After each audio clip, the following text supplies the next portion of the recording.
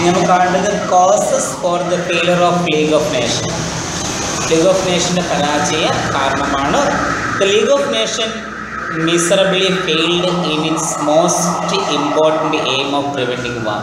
അതായത് യുദ്ധം തടയുക എന്ന് പറയുന്ന ആ ഒരു ലക്ഷ്യ സാക്ഷാത്കാരത്തിൽ വളരെയധികം അങ്ങേയറ്റം ആര് പരാജയപ്പെട്ടു? ലീഗ് പരാജയപ്പെട്ടു പോയി. By 1936 it was openly admitted that the league was dying. അപ്പോൾ 1936 ആയപ്പോഴേക്കും എന്ത് ചെയ്തു? ഇവിടെ പരസ്യമായി അംഗീകരിച്ചൊരു കാര്യമെന്ന് പറയുന്നത് ലീഗ് എന്ത് ചെയ്തുകൊണ്ടിരിക്കുകയാണ്? നശിച്ചുകൊണ്ടിരിക്കുകയാണ് എന്നുള്ള സംഭവം പരസ്യമായിട്ട് എന്ത് ചെയ്യേണ്ടി വന്നു? അംഗീകരിക്കേണ്ടി വന്നു. Germany called vicious club it also came to be called the league of nation. ഇപ്പോൾ ജർമ്മനി എന്ന് പറയുന്നത് ഒന്നാം ലോക മഹായുദ്ധത്തിൽ വിഷ്യസ് ക്ലബ്ബ് എന്നാണ് വിളിച്ചിരുന്നത്. അപ്പോൾ അതുതന്നെ എന്ത് ചെയ്തു? ഈ ലീഗ് ഓഫ് നേഷൻ എന്ന് എന്ത് ചെയ്തു? വിളിക്കുകയുണ്ടായി ഇതിനെ. ഇനി many factors work to his collapse. പല ഘടകങ്ങളും എന്താ ലീഗ് ഓഫ് നേഷൻ്റെ പരാജയത്തിന് കാരണമായതായിട്ട് നമുക്ക് എന്ത് ചെയ്യാം? പറയാൻ കഴിയുന്നു. League of nation was not a league of nation but only a league of nation. ഇപ്പോൾ ലീഗ് ഓഫ് നേഷൻ എന്ന് പറയുന്നത് എന്തല്ലായിരുന്നു? നേഷനുകളുടെ ഒരു ലീഗായിട്ട് നമുക്കിതിനെ ഒരിക്കലും എന്ത് ചെയ്യാൻ പറ്റത്തില്ല, കണക്കാക്കാനായിട്ട് കഴിയത്തില്ല. It was dissolve on April 14, 1946. 1946 April 14 എന്ത് ചെയ്തു? അവസാനം ലീഗ് ഓഫ് നേഷൻ എന്ത് ചെയ്യുന്നു? തിരിച്ചുവിടുകയും ചെയ്തു. ഇനി many factors link to its collapse. ഇതിൻ്റെ പരാജയത്തിൻ്റെ പല കാരണങ്ങൾ നമുക്ക് എന്ത് ചെയ്യാം? പറയാനായിട്ട് കഴിയുന്നു. ഒന്നാമത്തത് the defective structure of the league of nation. League of നേഷൻ്റെ ഡിഫക്റ്റീവ് ആയിട്ടുള്ള structure. The league of nation was handicapped by certain serious structural defects. ചില ഗൗരവപരമായിട്ടുള്ള ഘടനാ പ്രശ്നങ്ങൾ കൊണ്ട് വൈകല്യം സംഭവിച്ച ഒന്നായിരുന്നു ഇത് ലീഗ് എന്ന് പറയുന്നത്. There was a clear division of functions between the League Assembly and its Council. League അസംബ്ലിയും കൗൺസിലും തമ്മിൽ വളരെ വ്യക്തമായിട്ടുള്ള അധികാര വിഭജനം ഉണ്ടായിരുന്നു.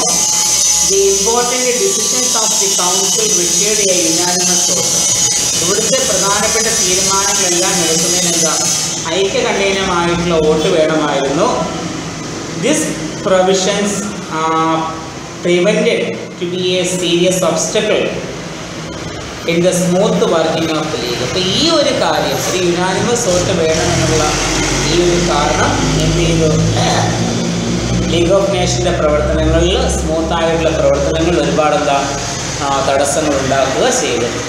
Moreover, from the very beginning, the league was dominated by the big four: Britain, France, Italy and Japan. അപ്പോൾ തുടക്കം മുതൽ തന്നെ എന്താണ്? ലീഗ് ഓഫ് നേഷൻ്റെ ആരംഭകാലം മുതൽ തന്നെ എന്താണ്? 4 രാജ്യങ്ങളുടെ മേധാവിത്വം നമുക്ക് എന്ത് ചെയ്യാൻ കഴിയും? ഈ ലീഗിൽ കാണാനായിട്ട് കഴിയും. അത് ഇറ്റലി, ഫ്രാൻസ്, ബ്രിട്ടൻ, ജപ്പാൻ എന്നീ രാജ്യങ്ങളുടെ മേധാവിത്വമായിരുന്നു ഇവിടെ ഉണ്ടായിരുന്നു. ജപ്പാൻ 5 അങ്ങനെ നമ്മൾ പറഞ്ഞു. റഷ്യയില്ല, റഷ്യയല്ല, ജപ്പാനായിരുന്നു. ജപ്പാനുണ്ട്, റഷ്യയുണ്ട്. പിന്നെ സെക്കൻഡ് വേൾഡ് വാർ ജപ്പാൻ പരാജയപ്പെട്ട് പോയപ്പോഴാണ് അവർക്ക് എന്ത് കൊടുക്കാഞ്ഞത്? അല്ല സാറേ, ലീഗ് ഓഫ് നേഷനിൽ നേരത്തെ സാർ പറഞ്ഞപ്പോൾ ജപ്പാനില്ലായിരുന്നു, പറഞ്ഞില്ലായിരുന്നു. ഇപ്പം 5 പവേഴ്സ് ഉണ്ടായിരുന്നു അതിനകത്തുനിന്ന്. ഏതൊക്കെയാ?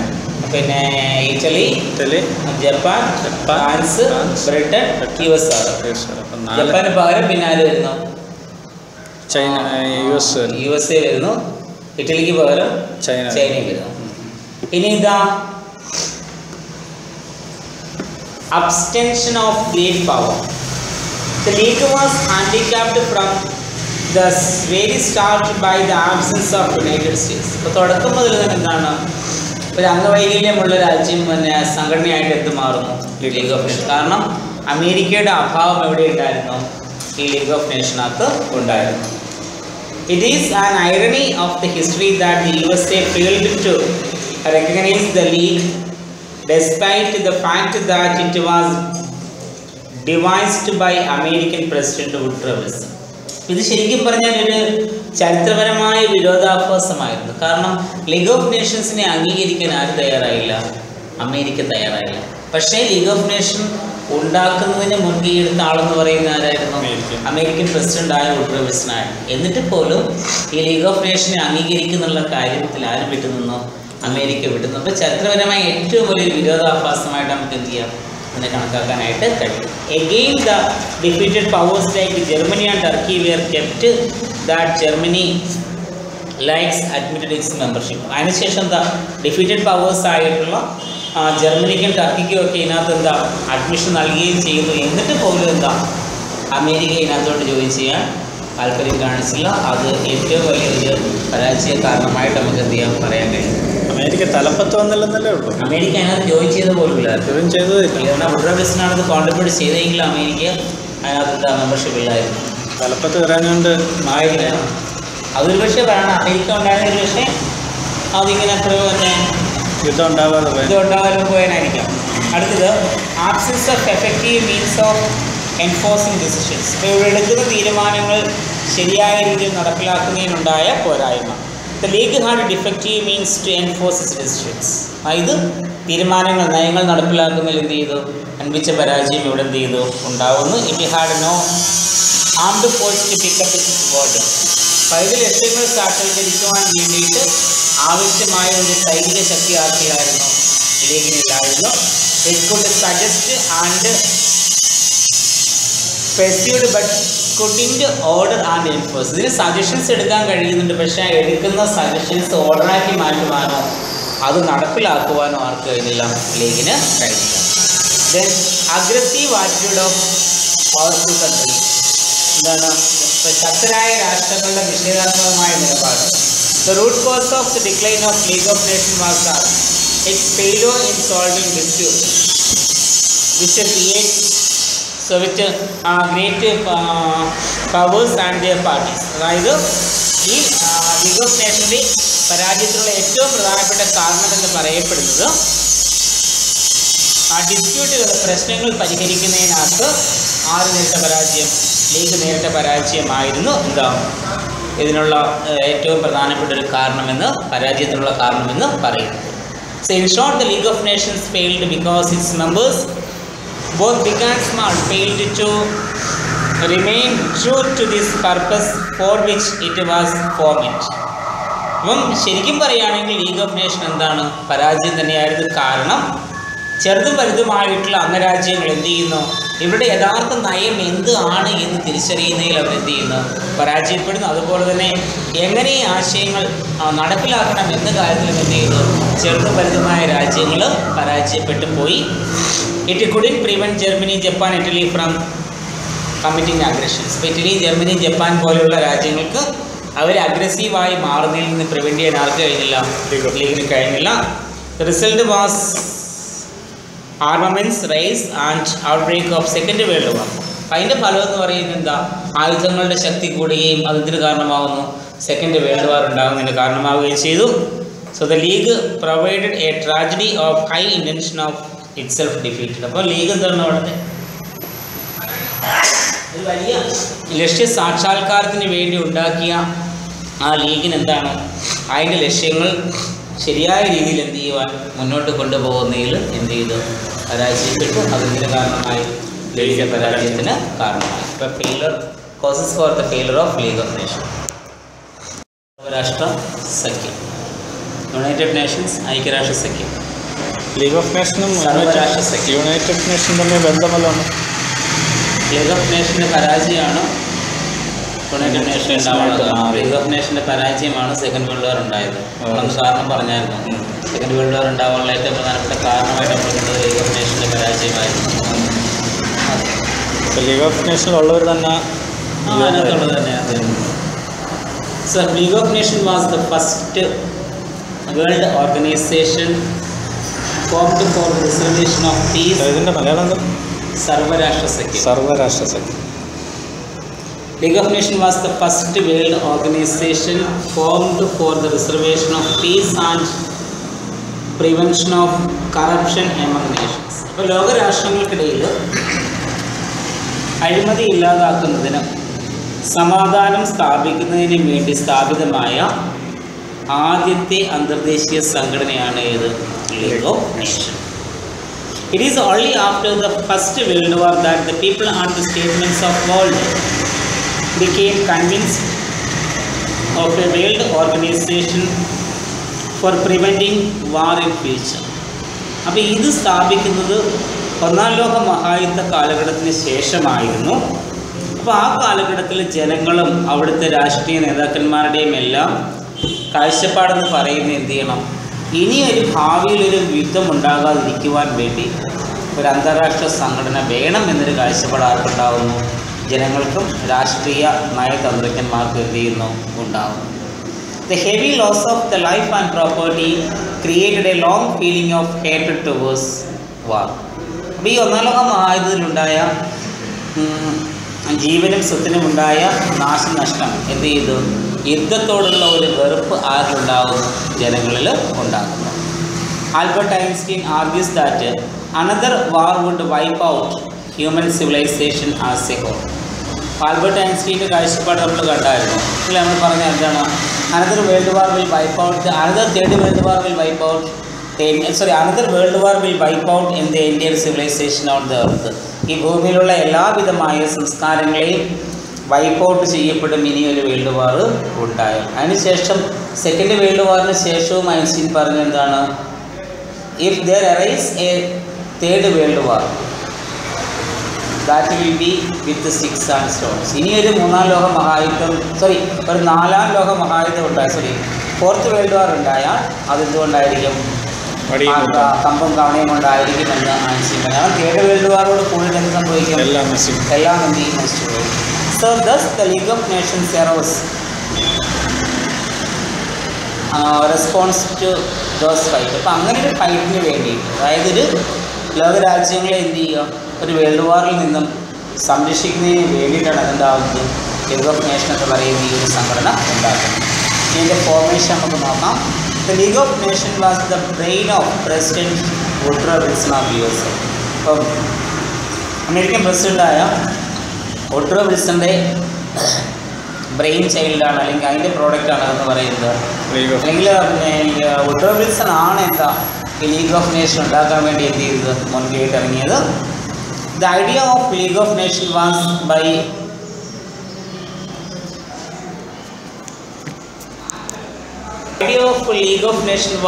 By no means new. അപ്പോൾ ഈ ലീഗ് ഓഫ് നേഷൻ എന്ന് പറയുന്ന ഒരു ആശയം ഒരിക്കലും എന്തല്ലായിരുന്നു, പുതുതായിട്ടൊന്നല്ലായിരുന്നു. But it began to take concrete shape after a worldwide discussions and various modifications. The amended constitution was the idea of League of Nations was by no means new. അപ്പോൾ ഒരു അർത്ഥത്തിലും എന്തല്ല, പുതിയൊന്നല്ലായിരുന്നു ഏതാ ഈ ലീഗ് ഓഫ് നേഷൻ പറയുന്നത്. But it began to take concrete shape after a worldwide discussions and various modifications. പക്ഷേ അതിനൊരു പൂർണ്ണമായ രൂപത്തിൽ എത്തിച്ചേർന്നത് ഒരുപാട് ചർച്ചകൾക്കും മാറ്റങ്ങൾക്കും ശേഷമായിരുന്നു. Then the amended constitution was unanimously accepted by the peacemakers. അങ്ങനെ അവരെന്താ ഭേദഗതി ചെയ്ത ഈ ഒരു ഭരണഘടന എന്ത് ചെയ്യുന്നു, ലോകത്തിലെ സമാധാനം ആഗ്രഹിക്കുന്ന എല്ലാ നേതാക്കന്മാരും ഒരേപോലെ എന്ത് ചെയ്യുന്നു, അംഗീകരിക്കുന്നു. Thus, the League of Nations came into existence on 10th January 1920 in Geneva. The capital of Switzerland was chosen the headquarters of the League.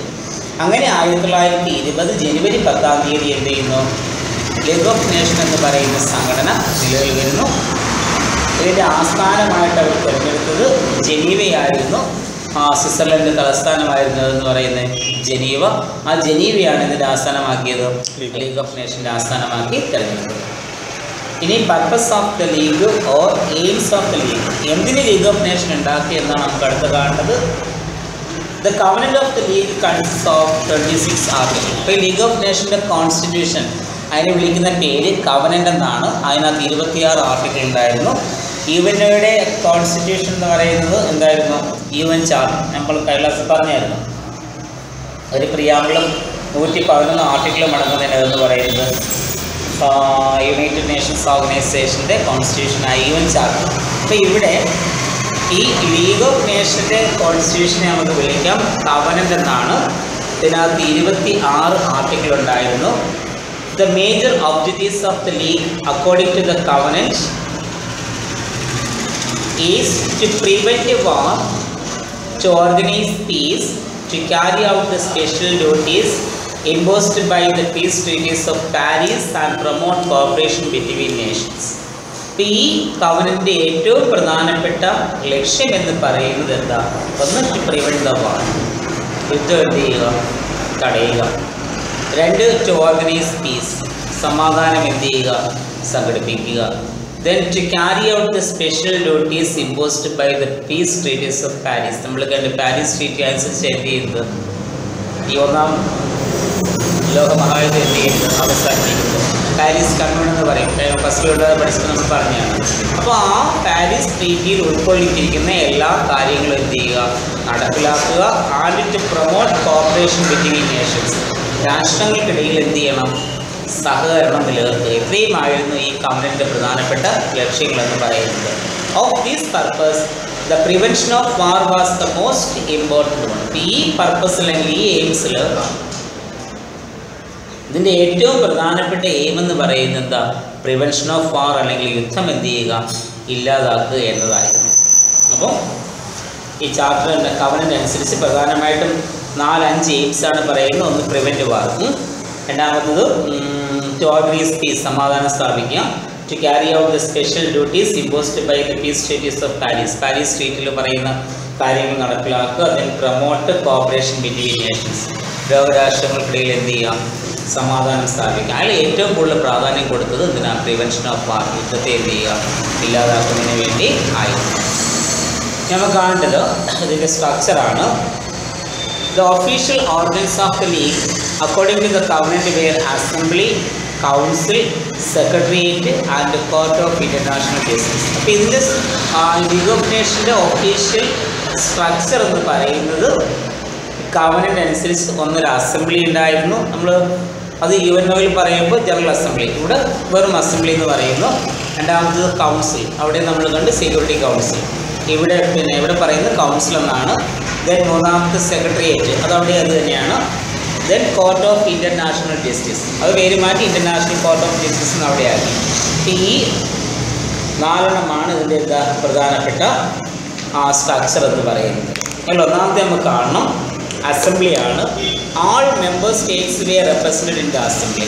എല്ലാ അംഗരാജ്യങ്ങൾക്കും എവിടെ അംഗത്വം ഉണ്ടായിരുന്നു? അസംബ്ലിയിൽ അംഗത്വം ഉണ്ടായിരുന്നു. A member state had only 1 vote, ഒരു വോട്ട് മാത്രമേ ഉണ്ടായിരുന്നുള്ളൂ. But they can send 3 delegates. പക്ഷേ 3 പ്രതിനിധികളെ എവിടേക്ക് അയക്കാം?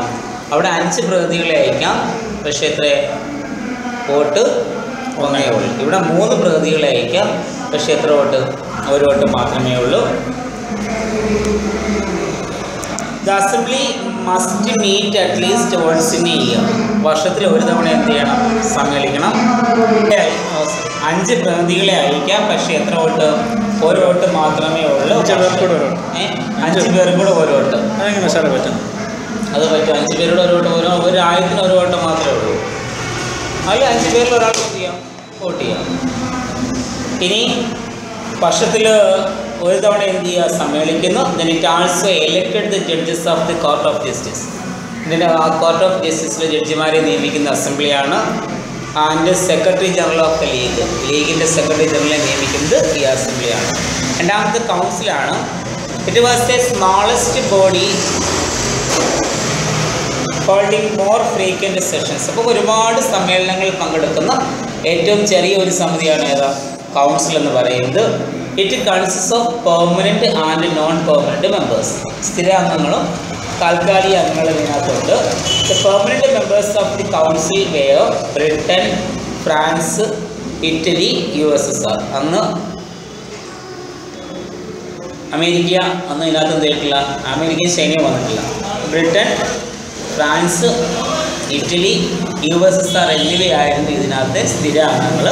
The members of the temporary states were raised from time to time. താൽക്കാലിക അംഗങ്ങളുടെ USSR ഫസ്റ്റ് വേൾഡ് വാർ തോറ്റുപോയില്ലേ? ഫസ്റ്റ് വേൾഡ് തോറ്റുപോയി. പക്ഷേ എന്നിട്ട് അന്നത്തെ ഉണ്ടായിരുന്നു. അന്നത്തെ Italy, Germany, Britain, France, USSR ഇവരായിരുന്നു പ്രധാനപ്പെട്ട ശക്തികളെന്ന് പറയുന്നത്. പക്ഷേ അതിൽ ഇറ്റലിയും ജർമ്മനി എന്ത് ചെയ്തു? പൂർണ്ണമായിട്ട് തകർന്നു.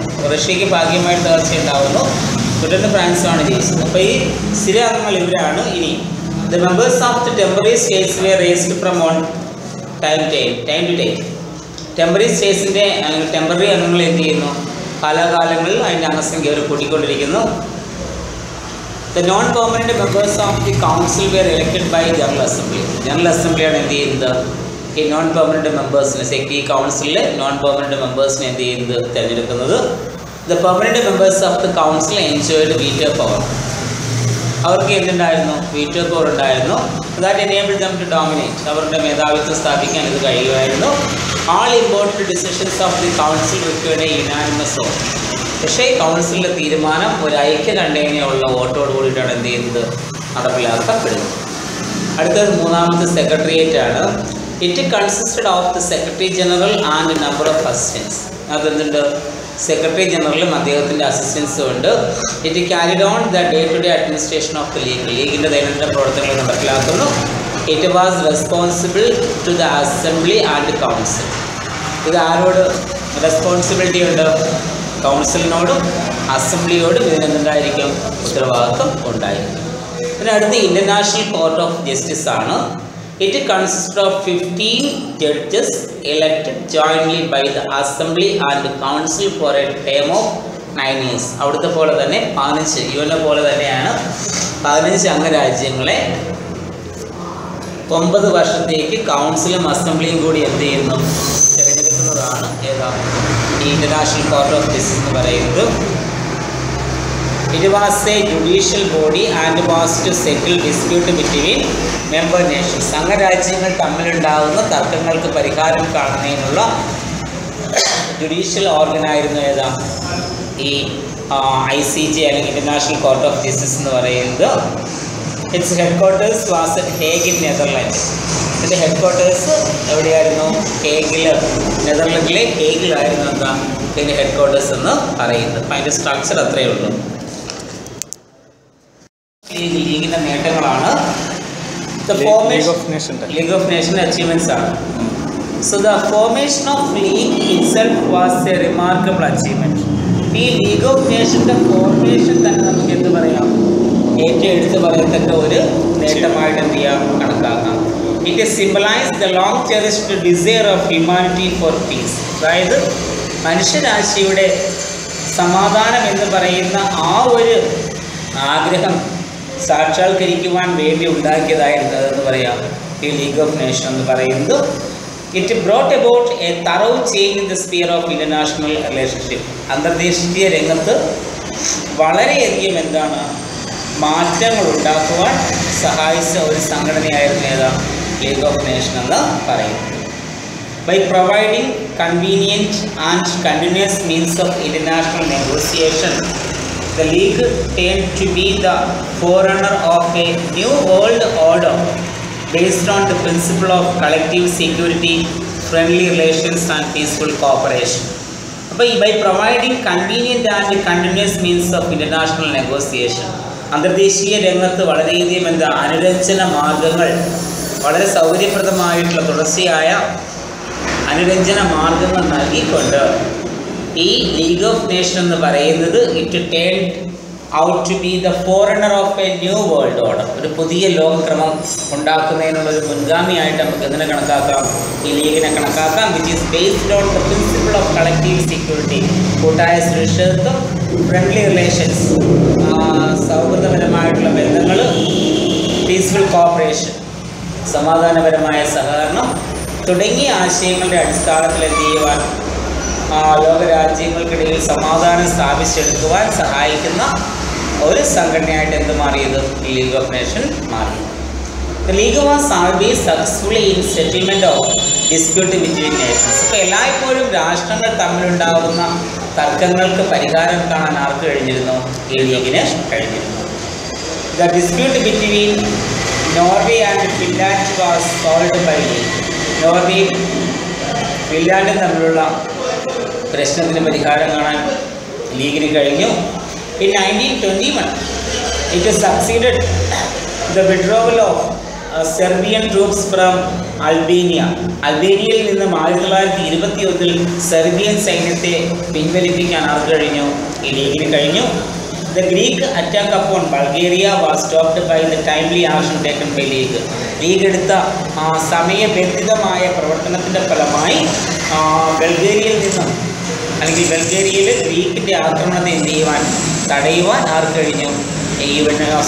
ലീഗ് ഓഫ് നേഷന് കഴിയുകയുണ്ടാവും. Similarly a war between Colombia and Peru was averted, but unfortunately the League's mediation was less successful in cases to which great powers were parties.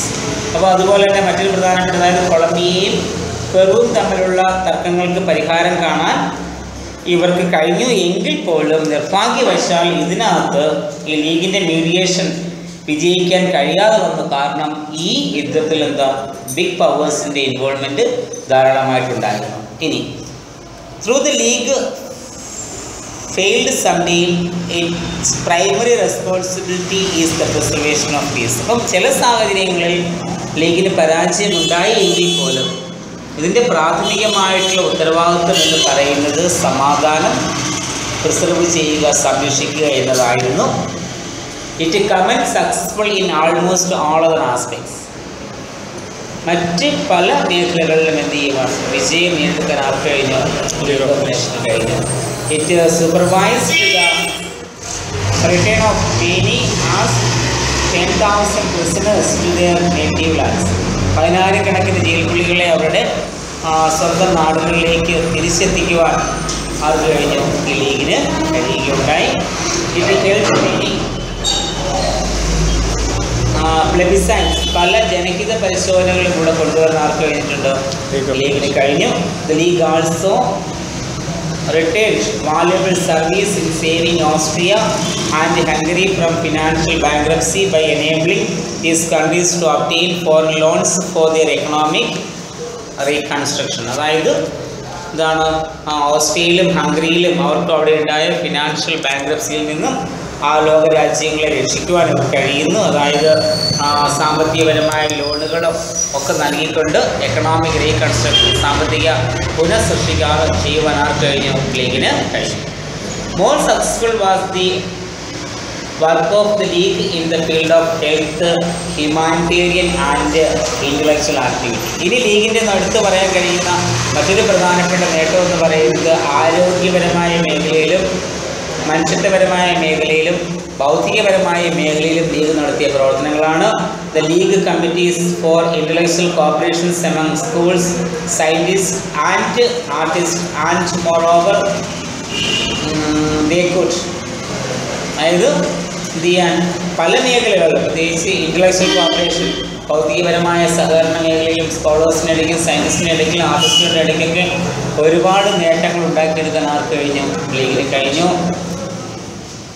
Then the international labor officers did much to promote the welfare of workers all over the world. അപ്പോൾ എന്താ international labour മേഖലയിൽ ആ തൊഴിലാളികളുടെ ക്ഷേമത്തിന് വേണ്ടിയിട്ട് എന്ത് ചെയ്യുവാൻ ഒരുപാട് പ്രവർത്തനങ്ങൾ ചെയ്യാൻ ആർക്ക് കഴിഞ്ഞു? ലീഗിന് കഴിഞ്ഞിട്ടുണ്ട്. More over it kept vigilance over the administration of mandated territories. Mandated territories നമ്മൾ പറഞ്ഞു, ട്രസ്റ്റീഷിപ്പ് ടെറിട്ടറീസ് എന്ന് പറഞ്ഞില്ലേ, അതുപോലെ ലീഗിൻ്റെ കീഴിൽ വരുന്ന പ്രദേശങ്ങളാണ് എന്താ മാൻഡേറ്ററി ടെറിട്ടറീസ് എന്ന് പറയുന്നത്. അപ്പോൾ ആ മാൻഡേറ്ററി ടെറിട്ടറീസിൻ്റെ പ്രവർത്തനങ്ങൾ കാര്യക്ഷമമായി മുന്നോട്ട് കൊണ്ടുപോകാൻ ആർക്ക് കഴിഞ്ഞു? ലീഗിന് കഴിയുകയുണ്ടായി. ഇപ്പോൾ എത്രയാണ് അതിൻ്റെ സക്സസ്?